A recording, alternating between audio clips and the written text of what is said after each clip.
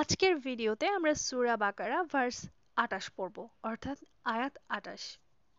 কাইফা তাকফুরুনা বিল্লাহি ওয়া কুনতুম আমওয়াতান ফা আহইয়াকুম সুম্মা ইউমিতুকুম সুম্মা ইয়াজঈকুম সুম্মা ইলাইহি তুরজাউন, অর্থাৎ তোমরা কিভাবে আল্লাহকে অস্বীকার করো? তোমরা তো মৃত ছিলে, তিনি তোমাদের জীবিত করেছেন। এরপর তিনি তোমাদের মৃত্যু দিবেন, পুনরায় জীবিত করবেন এবং অবশেষে তার কাছে ফিরে যাবে তোমরা।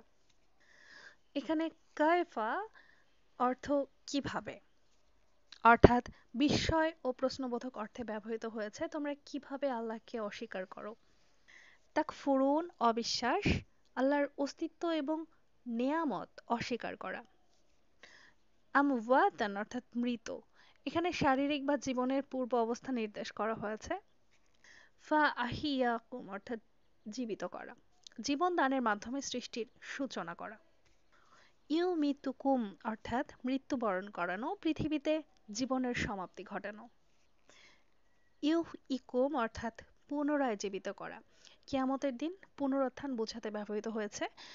অন্যদিকে তুরজাউন অর্থাৎ ফিরে যাওয়া, আল্লাহর কাছে প্রত্যাবর্তন বা আল্লাহর কাছে ফিরে যাওয়া বোঝানো হচ্ছে। এই আয়াতে আল্লাহ তার শক্তিমত্তা এবং মানুষের জীবনের পর্যায়গুলোর বর্ণনা দিয়েছেন।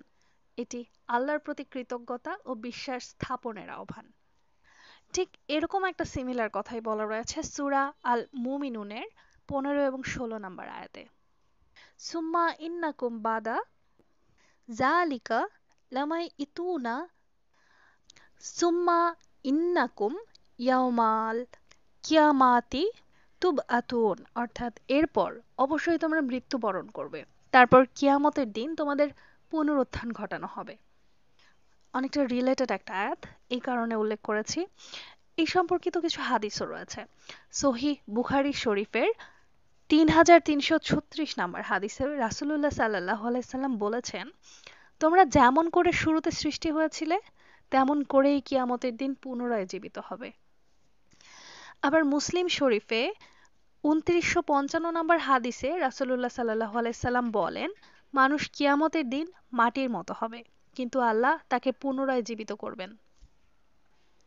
অর্থাৎ এই আয়াতটা আমাদেরকে এই বিষয়টা ক্লিয়ার করে যে কিয়ামতের দিন আমরা ঠিক তেমন মৃত অবস্থা থেকে উঠব যেমন মৃত আমরা ছিলাম এক সময়। আমরা যখন মাতৃগর্ভে ছিলাম তার আগে তো আমরা মৃত ছিলাম। আমাদের জীবন দিয়েছেন আল্লাহ, এরপর তিনি আমাদের আবার মৃত্যু দিবেন, পুনরায় জীবন দিবেন এবং অবশেষে তার কাছেই ফিরে যাব আমরা।